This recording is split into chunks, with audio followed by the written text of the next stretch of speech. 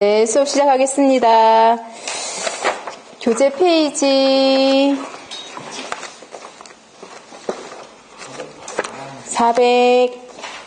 456페이지 맞나요? 지난 시간에 정기했던 거 살짝 복습하고 넘어갈게요.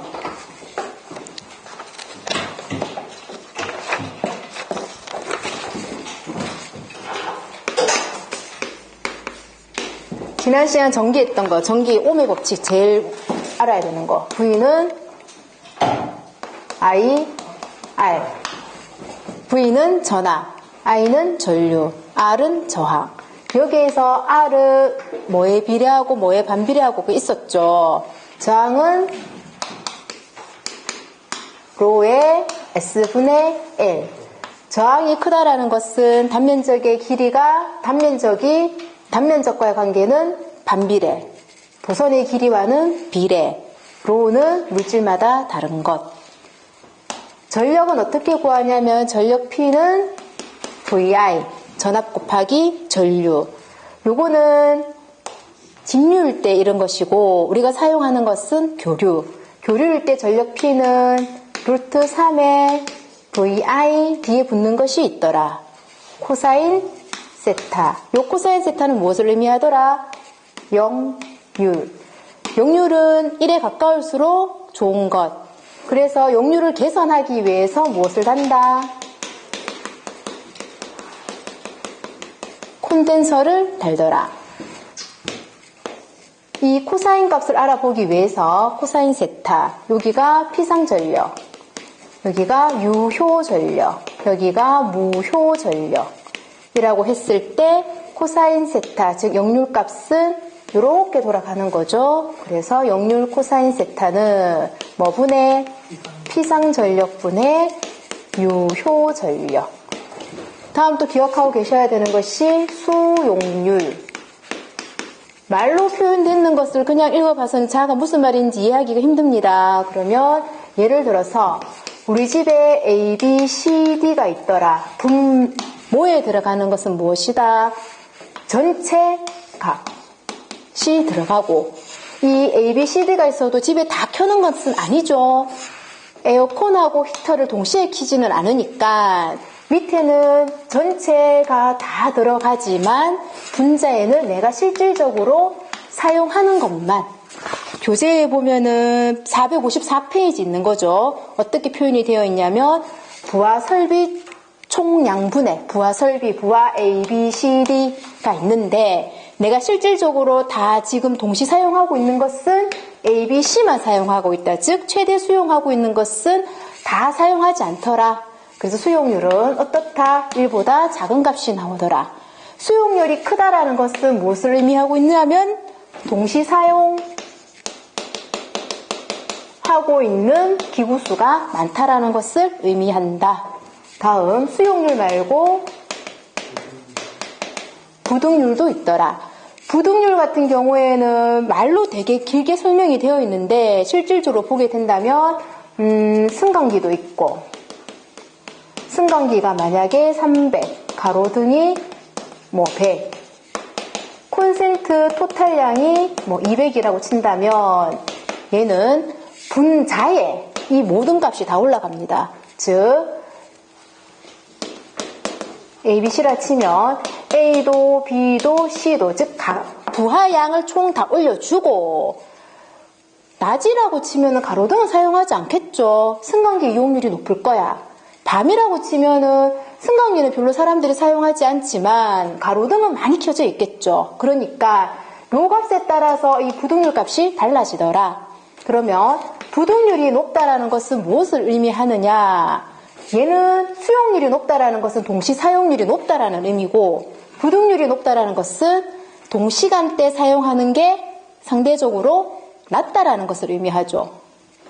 동시에 사용하지 않잖아. 이 값이 높으려고 하면 분자 값은 어떻게 됩니까? 작아야 되니까 낮에는 가로등을 안 사용하니까 승강기만 또는 밤에는 승강기 별로 사용하지 않고 가로등 정도 많이 사용하겠네. 그럼 이 값이 작을수록 부등률은 커지죠. 때문에 동시간대 사용률은 적더라. 그러니까 내가 변압기 용량을 정할 때 300, 100, 200에서 600짜리 할 필요 있습니까? 굳이 할 필요는 없더라. 그래서 변압기 용량도 줄일 수가 있다. 이런 장점이 있습니다. 다음 나오는 게 부하율. 부하율은 뭐 전력 사용량이 쭉쭉쭉 다른데 최고치 분의 평균치. 그래서 최대 하는 거 분의 평균 뭐 곱하기 100 이런 거 있었습니다. 이렇게 정리를 해서 455페이지까지 한번 복습을 했고요. 오늘은 456페이지 244 주제 244번 주제 넘어갑니다. 여기서부터는 용어 정리를 잘 해두시면 돼요. 21회 때 전기 문제가 한 두세 문제 정도가 나왔거든요. 그러면 많이 나온 택이야. 그러면 거기서 나온 것은 깊은 내용을 낸 것은 아니고 그냥 용어 설명. 사실 평소에 그냥 넘어갔던 것들이 나온 상황이었거든요. 어떤 것들이었는지. 그러면 그런 문제는 또 나올 확률이 있다 없다. 실질적으로 출제자 입장에서 또 내지는 않겠죠. 그거 그냥 단편적인 거니까. 그러나 문제를 보고 전체를 이해해야 되는 쭉 걸쳐서 나오는 문제들이 있습니다. 최근 거라도. 그런 것들은 이해 위주로 다 알아놓으셔야 되고 어느 날 나왔다가 그 뒤로는 안 나와. 이런 것들은 뭐 그냥 그런가 보다 기출 풀 때 정도 이렇게 익히셔도 됩니다. 458페이지 넘어갑니다. 458페이지에 갈로 2번에 보니까 차단기 종류가 나오죠. 차단기 9회 때 나오고 잘 나오지는 않지만 용어 정도는 알아두셔야 됩니다. 458페이지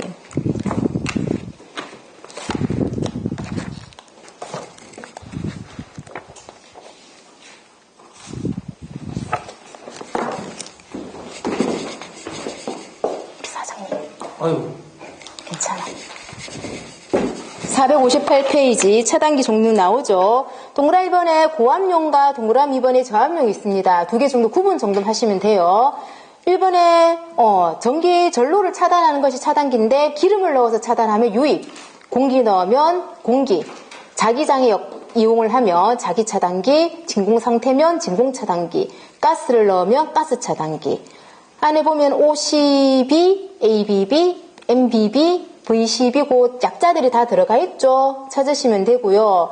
동그라미 2번의 저압용은 조금 길어요. 글자들이. 누전 차단기, 기중 차단기, 배선용 차단기 요래 되어 있는데 공기 차단기 고압용에 저압용의 기중 차단기 차이가 뭔가요? 비슷비슷한 둘 다 공기가 들어가는 거잖아요. 근데 공기 차단기는 어떤 공기? 압축 공기 차단기고 정확하게 표현을 하면 고압용에 있는 공기 차단기는 압축 공기 차단기고 저압용에 있는 기중 차단기는 그냥 보통 자연 상태의 공기를 말합니다.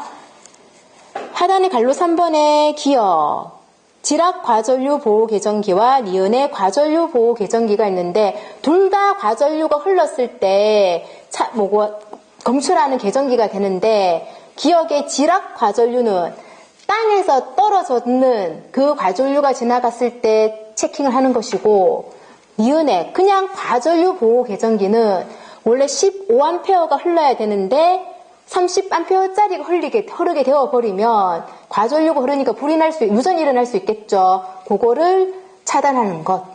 그래서 그 용어 정도 기억해두면 됩니다. 459페이지 니은의 달로기.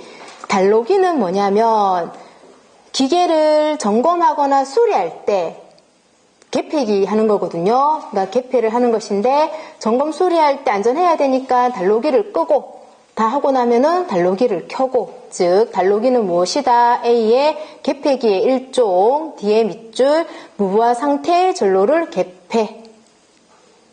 동그라미 3번 내려갑니다. 서지 보호 장치.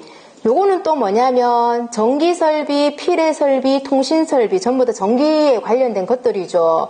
접지극을 만드는데 얘 따로, 전기 따로, 필해 따로, 통신 따로 하면은 너무 선이 복잡해지니까 통합했는 것. 즉 통합 접지 공사할 때 사용하는 게 뭐다? 서지 보호 장치. 통합하다 보니까 과전류가 흐를 수 있겠죠. 그러니까 그거를 보호하는 장치, 서지 보호 장치. 용어 정의. 밑에 갈로 4번 누전 경보기. 누전이 되면은 경보가 일어나는데 요 기준은 무엇으로? 60A를 기준으로 60A보다 높을 때는 몇 급? 1급 누전 경보기. 60A보다 낮으면 당연히 1급 달아줘도 되고 2급도 되더라. 동그라미 1번 1급 누적 경보기는 60A 초과할 때, 2번에 60A 이하일 때는 2급 또는 1급. 60A가 몇 볼트지? 60A는 전류고 볼트는 전압이고 전류와 전압을 구분하지는 않거든요. 근데 이제 보통 보면 전류가 높으면은 네. 전압이 높으면 전류가 높잖아요. 네네네. 근데 이제 그런 식으로 봤을 때는 몇 볼트 정도 되는 60A입니까? 글쎄요. 다음 460페이지에 공급 전압 하단에 거 볼게요.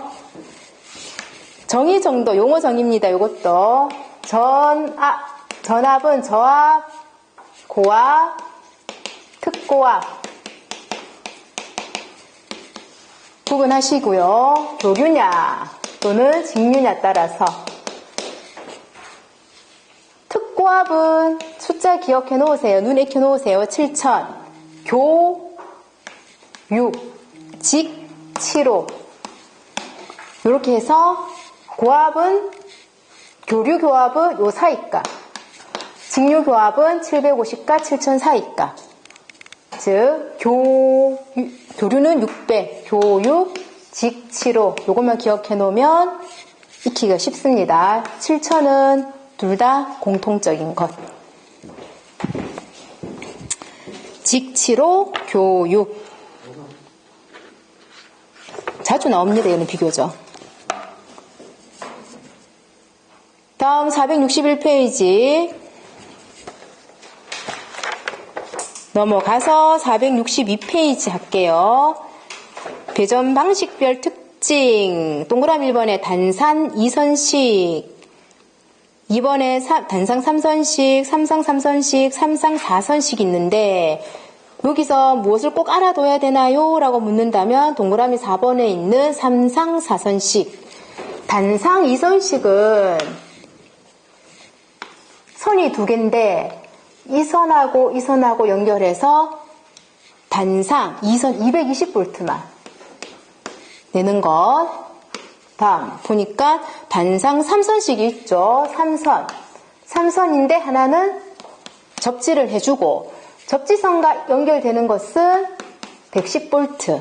다음 기존 선끼리 연결하는 것은 220V를 내어서 과거에 많이 쓰던 우리 110V와 220V를 같이 쓰던 시절이 있었죠. 그때 많이 배선하던 방식. 다음 삼상 3선식이 있는데 이것도 선이 3개 RST 구체적으로 알 것까지는 없습니다. 그냥 그런가 보다 라고 하시면 됩니다. 전부 다 요거는 220V 얻을 수 있고 우리가 주로 사용하는 것은 삼상 4선식으로 배선하는 방식인데 한 선을 접지선으로 하기 때문에 4선 하나 둘 셋 접지선 하나까지 삼상 4선식 배선하는 것은 그런가 보다 눈으로 보시면 됩니다. 자기 접지선하고 연결되는 것은 220V를 내고 선끼리 연결되는 것은 380V를 냅니다.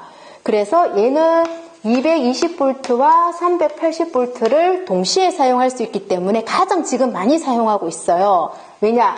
220V는 가정용으로 쓰거나 또는 뭐 소규모에서 쓸 수가 있고 380V는 아파트가 하나 전기 들어오더라도 가정용이 들어오는 220V가 들어오지만 지하실에 있는 뭐 펌프라든지 뭐 동력들 돌릴 때가 있겠죠. 그럴 때는 380V 씁니다. 즉 얘는 동력, 산업용, 공장 같은 거에도 사무실에는 220V 쓰지만 공장 돌릴 땐 조금 더 센 게 필요하겠죠. 그래서 지금은 삼상 4선식을 가장 많이 쓰고 요래 갖는 관계가 아까 우리 저 교류에서 루트 3 VI 코사인 세타 했을 때 요게 220에다가 루트 3을 곱하면 대충 380이 나와요. 그래서 같이 쓸 수가 있는 거라. 요 관계입니다. 여기서 그냥 보면 220V, 380 같이 쓰는데 220은 이렇게 380은 동력이나 삼육력 동시에 쓸 수 있더라.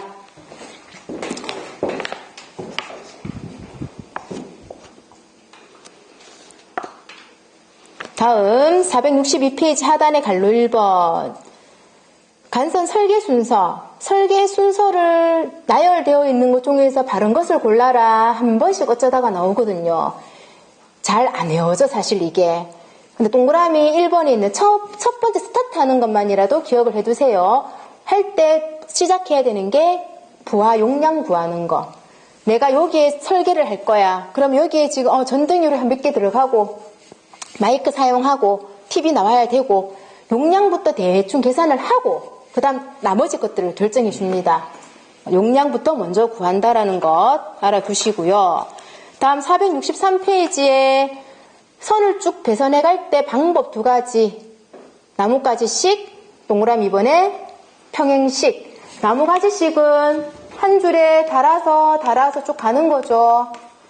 배전반에서 시작해서 쭉쭉쭉쭉 전해주는 겁니다. 중간에 고장이 나버리면은 주르륵 다 사용할 수가 없죠.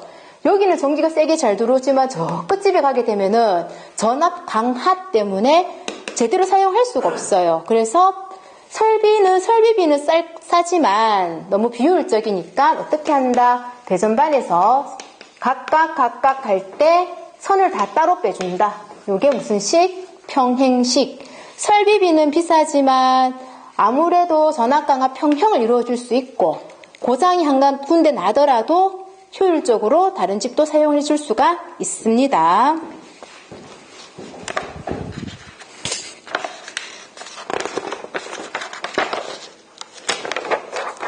다음 464페이지 분전반. 우리 집에 분전반은 어디 있습니까? 입구. 들어가는 입구에 현관에 딱 들어가면은 흔히 뚜꼬비 집이라 하죠. 오른쪽 편이나 왼쪽 편이나 이래 뚜껑 열면은 차단기 있는 곳, 거기가 분전반이죠. 거기입니다. 배전반은 어디 있습니까? 배전반. 밑에 계단으로. 네, 그쪽에도 있고 중간중간에 다 있죠. 그쪽에도 있고 메인 배전은 전기실이 있겠죠. 아파트를 기준 했을 때는 고려되어 있는데 분전반에서 갈로 2번 분전반의 위치는 어디다? 입구 이러면 안 되고요. 시험할 때는 부하의 중심. 전기실도 어디 둬야 된다 했습니까? 아파트가 있다면 중심에, 그 단지의 중심에 두는 게 가장 효율적이더라. 왜냐하면 그쪽에서 전기를 다 뽑아 쓰기 때문에 거리상으로도 가장 좋고 무슨 일이 일어났을 때 버뜩 가서 고칠 수도 있고. 그래서 동그라미 1번 부하의 중심에 두고 동그라미 3번 고층 건물은 파이프 샤프트 배관 있죠. 선 쭉 타고 올라가는데 그 근처에 두면은 되더라. 다음 뒷면 465페이지 배선공사 방법. 여러 가지 방법이 있지만 공통적으로 적용되는 게 무엇이 있냐면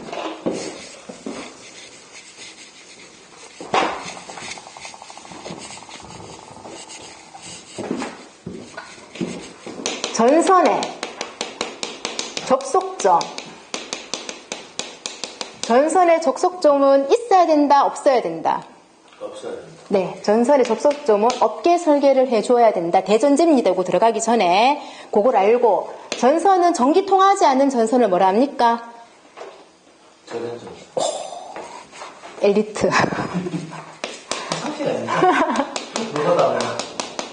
네, 절연 전선을 사용해주고 굵기를 할 때 굵기가 보통 어떤 걸 사용해주냐면 6제곱미리 이상이라면 한 선을 쓰지 말고 한 선짜리 사용하는 것보다는 어떤 선? 여러 선 꼬아서 쓰는 것, 연선이 더 좋더라.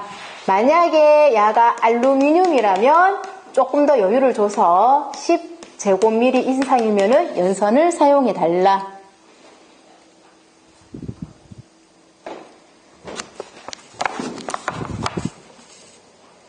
하나씩 볼게요. 갈로 2번부터 보겠습니다. 경질 비닐관, PVC관, 가장 다른 말로 뭐랍니까? 합성 수지관이라고도 하죠. 플라스틱이죠, 플라스틱. 때문에 동그라미 3번, 열과 기계적 강도에 약하다. 4번, 압력, 충격 받는 장소 부적합하겠죠. 플라스틱 종류니까. 그리고 교재에 없긴 하지만 조금 더 추가를 하게 된다면 매설할 때는 매설하는 배관은 가능한 누구 따라? 철근 따라. 왜냐? 압력이나 충격이 약하고 기계적 강도가 약하기 때문이죠. 철근 따라서 매설해주고, 다음 병 내에 넣게 되는 경우라면 이 병 내에 합성 수지관을 수직으로 넣는 게 좋을까요? 수평으로 넣는 게 좋을까요? 수직으로. 네. 수직으로 넣고 가능하면 이렇게 하지 말자. 왜? 콘크리트는 내부 뭐를 받기 때문에? 압축력. 압축력을 받기 때문에 이렇게 하면 전단적도 받을 수 있고 쉽게 끊어질 이게 뭐가 크랙이 갈 수 있겠죠. 요리하는 게 조금 더 안전상으로 오래 사용할 수 있다고 합니다. 갈로 3번.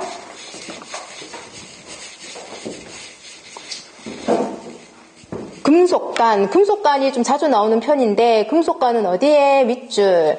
철근 콘크리트에 매립을 해서 처음에 같이 만듭니다. 매립을 하고 그래서 동그라미 1번에 전천후 시공이 가능하다. 다 좋아. 좋은 장점 많거든요. 다 좋고 단점이 동그라미 4번.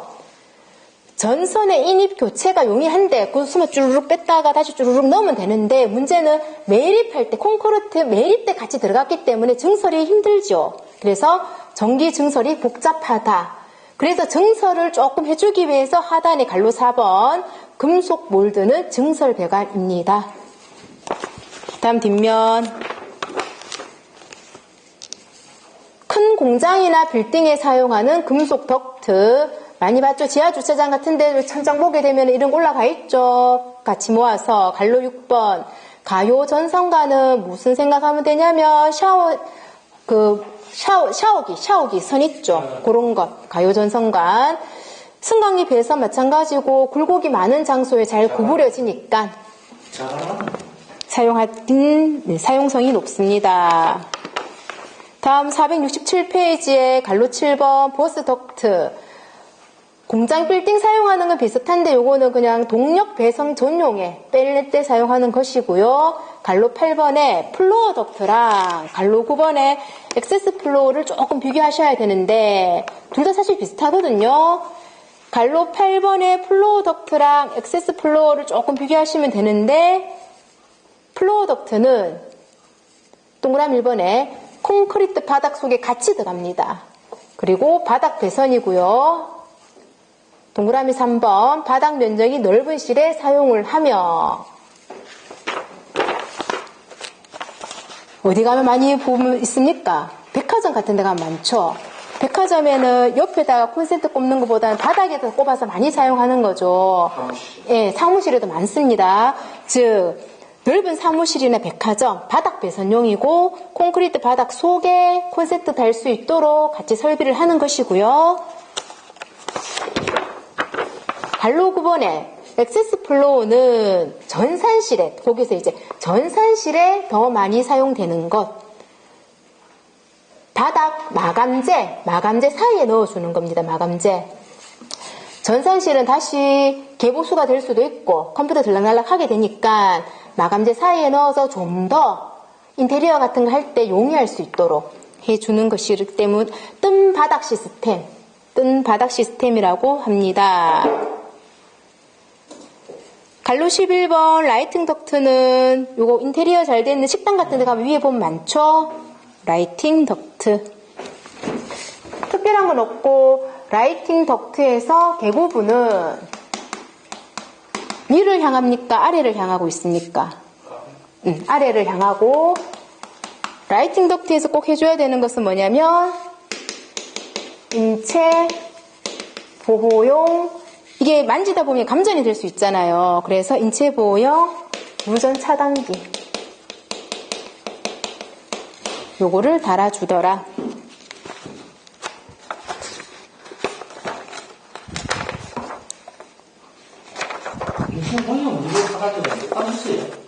따로 여기 설비가 있어요. 그 째매하게 파는 거. 그거 다, 그 옆에다 같이 다 달아줘서 만지더라도 크게 이상 없도록. 네, 맞아요. 실전은 참 많이 잘하시는데. 많이 보셨어요, 여기저기서.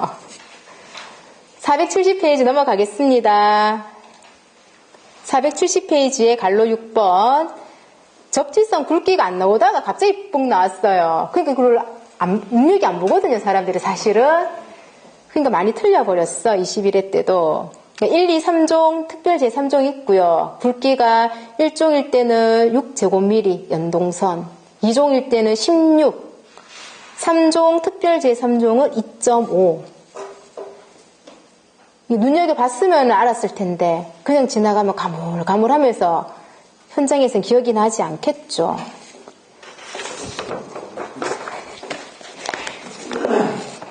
다음 471페이지 하겠습니다. 공청이 무슨 말입니까? 어디요? 접지선이 굵기에. 접지선이 굵기에 공청 나머지 공청이 무슨 말이에요? 만약에 그걸로 보게 된다면, 철근을 보게 된다면 철근도 이런 매끈한 철근이 있고 그리고 도돌도돌한 게 있는 게 뭐가 있었어? 이름이 뭐였습니까? 이형철근이 있었죠. 이형철근이 있는데 이형철근은 여기에 도돌한 게 이렇게 가고 여기도 도돌한 게 가고 여기도 도돌하게, 그러니까 굵기가 다를 거잖아요. 측면을 보게 된다. 여기도 리브와 마디가 있으니까 이 굵기를 할 것이냐 이 굵기를 할 것이냐 애매하잖아. 공칭은 요 평균값, 그런 의미.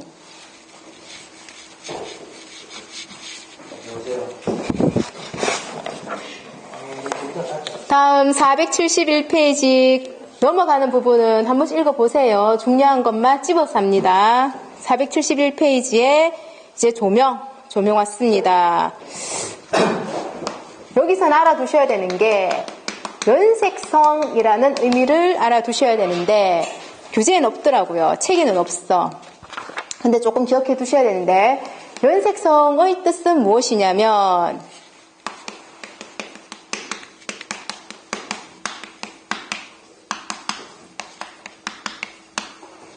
햇빛과 가까운 정도. 그래서 연색성이 좋다라고 하면 태양 밑에서 어떤 물건을 봤을 때 야가 초록색이고 여기서도 봤을 때 초록색이면 이 전등은 연색성이 좋은 거예요. 자연광 이런 걸 알아요. 맞습니다. 그래서 그 순서를 조금 알아두셔야 돼요. 연색성이 제일 좋은 거는 무엇이냐면 백열등. 백열등이 연색성이 제일 좋습니다. 근데 얘는 단점이 효율성이 낮죠. 이러한 단점이 있더라. 연색성은 1부터 0부터 100까지 지표가 있거든요. 100에 가까울수록 연색성이 좋습니다. 백열등이 가장 100에 가까운 수치이며 연색성이 가장 좋기는 하지만 효율성이 낮아요. 아직 백열등 쓰는데 어디 가보면 있냐면 고깃집. 그게 어디지? 한복집 같은 데 가면 그냥 형광등 달아놓고 여기 좋다 해서 실제 입고 버럭고 너무 노랗고 너무 버럭고 이런 경우 있거든요. 그래서 백열 정도 해놓고 이래 한복집에 가면 아직 있습니다. 그 다음 백열등 다음에는 형광등.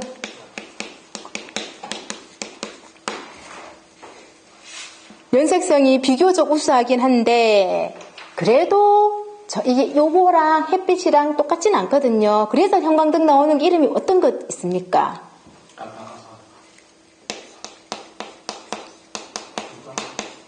주광등이라고 들어보셨나요? 사람들이 어떻게 생각하냐면 주황색 형광등이라고 생각해. 불빛이 복도 같은 데를 가면은 약간 노란색도 있고 약간 주황색도 있거든요. 그래서 주황색 나는 불빛 형광등, 주광등, 그러니까 그거 아닙니다. 아니고 낮주자, 빛광자, 햇빛하고 비슷하게 나오는 최대한 가까이 나오는 형광등, 주광등을 사용을 하며 다음 형광등의 단점이 있어요. 얘는 온도에 민감합니다. 그래서 지하주차장 이런 데 형광등을 달아놓게 되면은 생각보다 좀 어두침침하다. 특히 겨울철에 그런 느낌이 좀 들 거예요. 그게 어두워져서 어두운 것이 아니고 형광등의 특징 중에 하나가 온도에 민감합니다. 그래서 얘는 실내용이야. 그래서 겨울철 지하주차장에 형광등을 달아놓게 되면은 새 거를 달았는데도 어두워. 이런 것 때문입니다. 이런 특징들이 있고요. 형광등 말고 그 다음에 이런 거 들어보셨습니까? 메탈 할라이트. 그치만 보기는 되게 많이 봤어. 어디 하냐면 야외라든지 또는 경기장 에 사용하는데 야의 특징은 무엇이 있냐면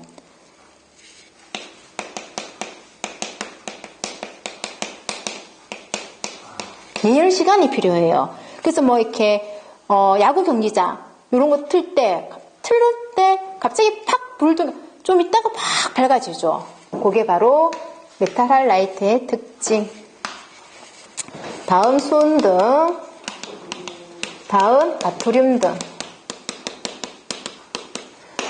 나트륨 등은 연색성이 나쁩니다. 연색성이 나쁜 축에 속하고요. 근데 효율은 좋아요. 효율은 좋고 연색성은 나쁘고. 효율 상태를 어떻게 봐요? 연색 상태를. 네. 효율은 좋으나 연색성은 나쁘고 주로 사용하는 것은 어디냐면 터널 이런 데 많이 사용합니다. 그 터널 속에 들어가면 켰는데 색깔이 그 색깔로 안 보여. 다르게 보이죠. 다음 마지막으로 LED. LED는 다 알다시피 효율은 엄청 좋죠. 근데 LED는 연색성이 나쁜 축에 속합니다. 왠지 좋을 것 같잖아요. 그러나 LED 등은 효율은 좋으나 연색성은 꼴찌예요. 꼴찌. 이렇게. 그리고 고가. 수명은 길고 뭐 그 정도는 아시죠?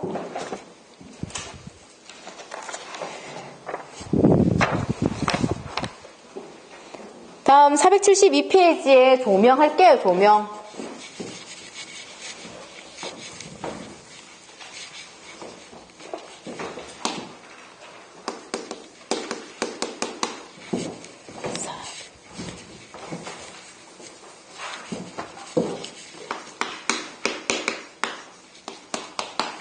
조명은 쭉 있지만 뭐 중요한 거면 정리하겠습니다. 주로 나오는 걸로.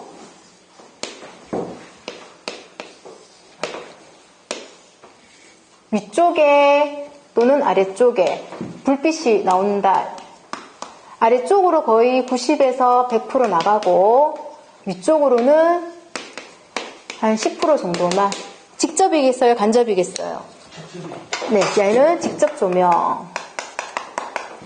얘는 위쪽으로 반사됐다가 튕겨가지고 나오는 양이 하향 쪽으로 한 10% 정도 최대. 위쪽으로 올라가는 게 100% 정도. 각각의 특징에 대해서 알아보겠습니다. 조명률은 누가 좋다고 해야 될까요? 직접, 간접.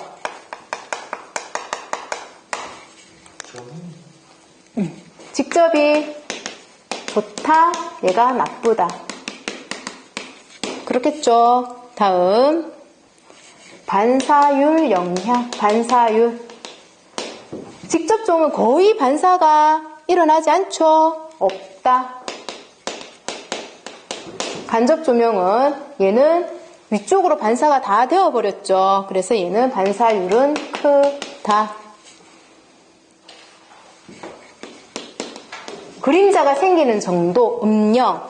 음영을 봤을 때 어느 게 더 잘 생길까요? 그림자.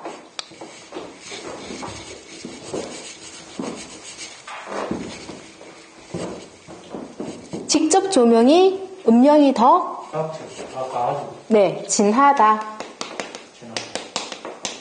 왜 조명률이 좋으니까 팍 찌니까 조명률은 좋으나 빛이 있으면 그림자도 강하듯이 음영도 많이 지겠죠. 얘는 연하다. 눈부심. 얘가 눈부심이 크고 얘가 작겠죠. 눈부심의 다른 표현. 이제 휘도라는 표현 따라 놓으세요. 휘도는 눈부심의 다른 말. 마지막 조도 분포. 조도 분포는 어느 게 균일할까요?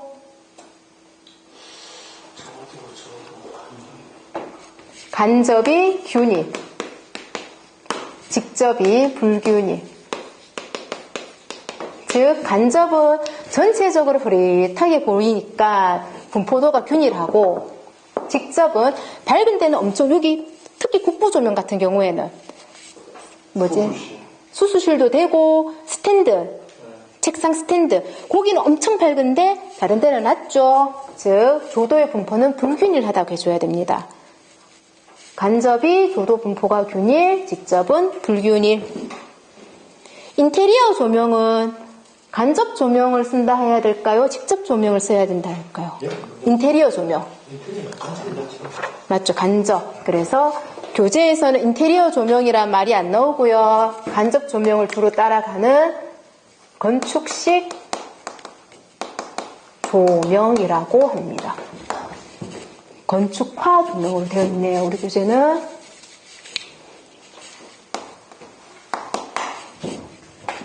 (473페이지에) 보면은 건축화 조명이라고 되어 있습니다. 그 특징들이 다 요 말이에요. 동그라미 3번의 미음 보니까 조명 효율은 낮다라고 해야 되겠죠. 간접이니까.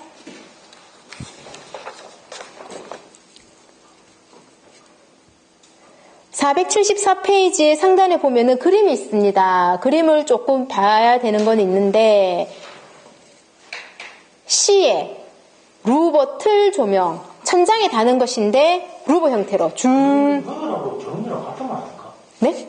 조명 효율하고 조명이랑 같은 말 아니에요? 조명 효율. 조명률하고 조명률이고. 조명 효율하고 같은 말이에요? 조명 효율, 조명률, 효율 정도가 얘는 나쁘다. 그러니까 조명 효율이 낮다. 그 말인데요. 같은 말 하는데요? 네, 같은 말 맞아요. 책에서는 조명 효율이 낮다라고 나와 있네요. 여기는 조명 효율이 나쁘다라고 이런 표현이 되어 있고, 같은 말이죠. 474페이지의 상단의 그림 중에서 C, 루버 틀 조명은 줄 되는 것. 바로 밑에 F는 광천정 조명은 밭전자 형태로 쭉쭉쭉쭉 되어 있는 게 광천정. 그 E에 보면은 코브와 코니스를 조금 비교해 두시면 되는데, 코브는 천정에 한 줄로 이렇게 딱 들어가는 것. 코니스는 벽에 한 줄로 들어가는 것. 어쩌고 설명이 되어 있고, 얘는 무슨 조명에 대한 설명인가 이래 나오면, 루버틀은 전체 천정 위를 줄로 가로와 세로로 길게, 광천정은 전체 천정을 밭전자 형태로, 다음 코브는 천정의 한 라인에, 코니스는 벽의 한 라인에. 474페이지에 순서가 어쩌다가 한 번씩 나옵니다. 근데 아무리 해도 이렇게 외워지는 건 아니거든요. 이것도 마찬가지로 시작이 뭐부터 시작하는지부터만 요것만이라도 꼭 기억을 해두자. 순서가 1번이 소요, 조도, 결정. 여기서부터 다른 거 쭉쭉쭉 하면 됩니다. 마찬가지 전기 배선했을 때도 뭡니까? 용량 결정이었죠. 여기에 지금 요거 들어가고 전등 딱딱 보고 이 정도 용량부터 결정을 하고 다른 배선 방법을 했었거든요. 마찬가지 조명 설계를 할 적에도 내가 필요로 하는 조도가 얼만큼인지부터 결정을 하고 나머지 과정들을 하면 됩니다. 그래서 475페이지 상단에 11번 조명 설비 설계 기준이죠. 맨 처음에 뭘 해야 된다고요? 내가 얼마를 쓸 것인지 조도를 결정을 해줘야 돼요.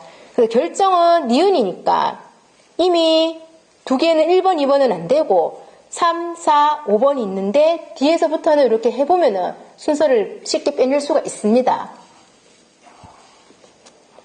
전체를 외우는 건 사실 비효율적이에요. 하나를 잡고 나머지는 상식선에서 하나하나씩 찾아가면 됩니다. 다음 375페이지의 광속 계산, 이건 중요합니다. 잘 알아두셔야 돼요. 광속 계산하기 전에 뭐 여러 가지 용어가 나오는데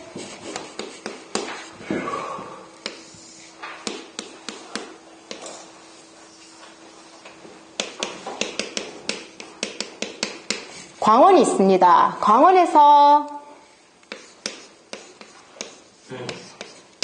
빛이 사방으로 뻗어나가요. 사방으로 빛 에너지가 다 나가는 것을 뭐라 하냐면 광속이라 하고요. 특정 방향 쪽으로 나가는 빛을 뭐라 하냐면 광도라고 하고요.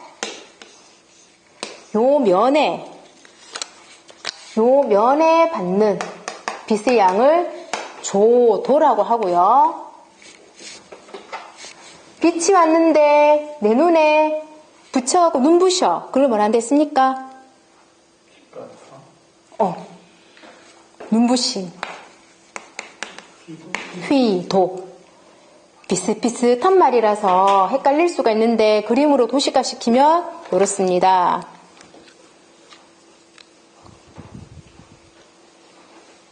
광속은 뭐냐면 빛의 총량, 광원에서 나오는 빛의 총량으로 다니는 보소 룰멘을 사용하죠. 빛의 총량은 광속이고 그 중에서 어느 한 방향으로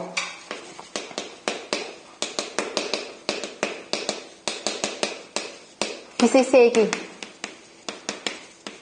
어느 한 방향으로 나오고 있는 빛의 세기를 뭐라 하냐면 광도라고 합니다. 다음 조도는 요 면에 도달하는 것. 그래서 한 번씩 나오는 것이 뭐냐면 광원에서 100이라는 에너지가 나왔다고 칠게요. 외막에서 얼마 거리가 떨어졌냐면 2m가 떨어졌다고 할게요. 100이라는 에너지가 나왔는데 떨어져서 이만큼 4m까지 4m만큼 떨어지게 되면 여기서의 조도는 얼마입니까? 이래 나와요. 그러면 얼마가 될까요? 조도는 면에 도달하는 빛의 양이거든요. 요 면에 2m 떨어졌을 때는 100이라는 만큼 빛의 양이 도달하였고 2m보다 좀 더 많이 떨어져서 4m만큼 2배 많이 떨어지면 빛의 양 일단은 적게 도달하겠죠. 얼마만큼 적게 도달하느냐? 조도는 거리의 제곱에 반비례합니다. 그래서 도달하는 빛의 양은 2배 멀어졌다고 2분의 1 되는 것이 아니고 4분의 1, 25만큼만 도달합니다. 휘도는 반사되는 거, 눈부심, 아시겠죠?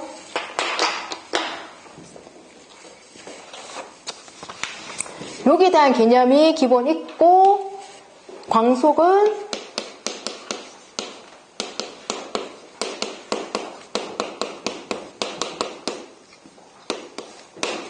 FUN은 EAD, F는 광속, U는 조명률, N은 개수, E는 조도, A는 에어리어 면적, D는 감광 보상률.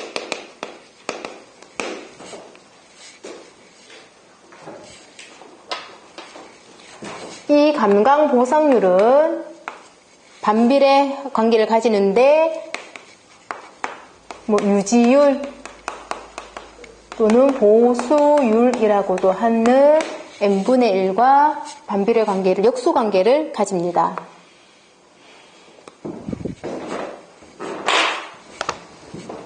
이론 정리할 때는 공식 정도만 기억을 해 놓으시고요. 심화 과정 때는 요거를 통해서 문제 풀이까지 하도록 할게요. 오늘은 FUN은 EAD, fun and 관계죠. FUN은 EAD, F는 광속, U는 조명률, N은 개수, 몇 개를 켰느냐? E는 조도, A는 면적, 에어리어의 약자입니다. 관감 보상률. 얘랑 유지율하고는 반비례 관계니까 어떻게도 나타낼 수가 있습니까? FU에는 EA 분의 M. 요것도 같은 겁니다.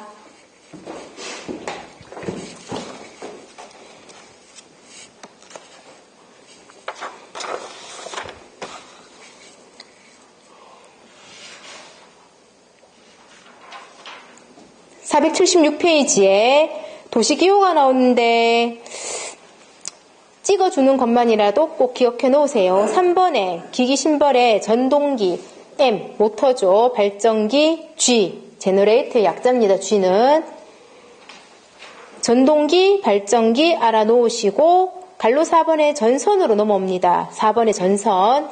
천장 음패는 실선, 그냥 노출 배선은 점선. 맨 밑에 접지 하나 몇 번 그렸죠? 점점점 요래 되는 거. 천장 음패선, 노출 배선, 접지선 알아놓으시고 뒤에 6번 기타의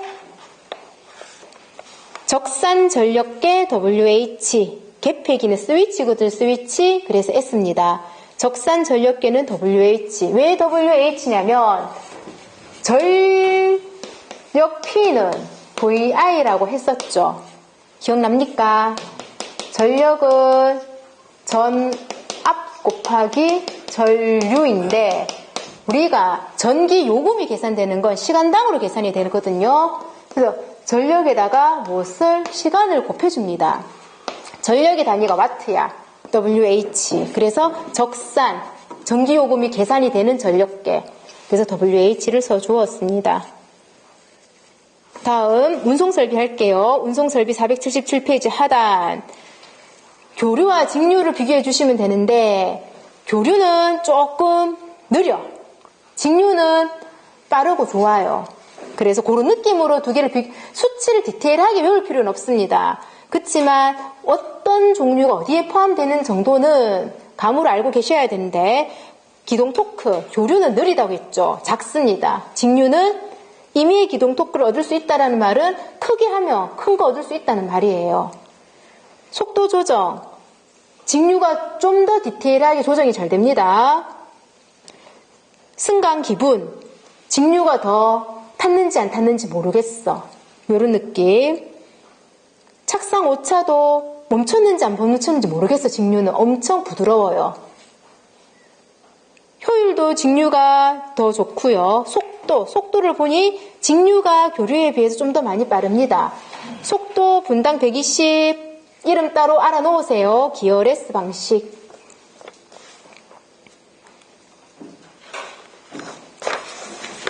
(478페이지) 조금만 더 할게요. 478페이지에 교류로 조금 더 좋게 만들어진 거 VVF 엘리베이터. 요거는 직류가 아니고 교류인데 에너지 효율을 좋게 하였습니다. 전기요금 많이 나오니까 인버터 방식을 취해서 교류 인버터 방식인 VVF 엘리베이터 에너지 절약.